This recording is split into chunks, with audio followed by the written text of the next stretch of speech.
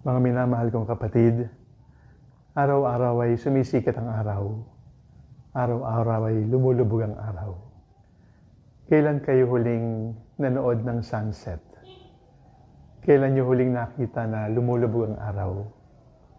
Minsan ang sunset ay orange, minsan dilaw, pero paminsan-minsan ay pula. Ang pula ay sumasagisag sa alab ng puso. Sa November 29, sa paglubog ng araw, kayo po inanyayahan ko, ilawan natin ng pula ang harap ng ating mga buildings, ang harap ng ating mga institutions, pati harap ng ating bahay. Magsindi po kayo ng kandila sa labas ng bahay, sa labas ng simbahan.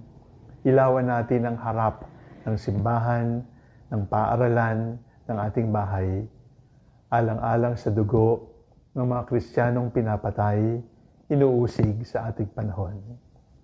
It will be Red Wednesday.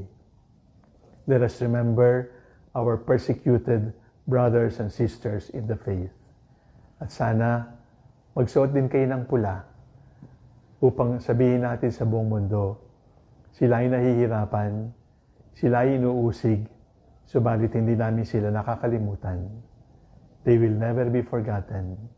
And on Red Wednesday, we will say to all of them, we love you and Jesus loves you. November 29, sa paglubog ng araw, ilawan natin ng pula ang buong mundo. At sana ang pula ay manatili na sa ilaw, tumigil na ang pagdanak ng dugo, tumigil na ang terorismo, tumigil na ang karahasan at patayan, at ang pula ay maging sagisag lamang ng pagmamahal natin sa isa't isa. Sama-sama tayo, November 29, Red Wednesday for persecuted Christians.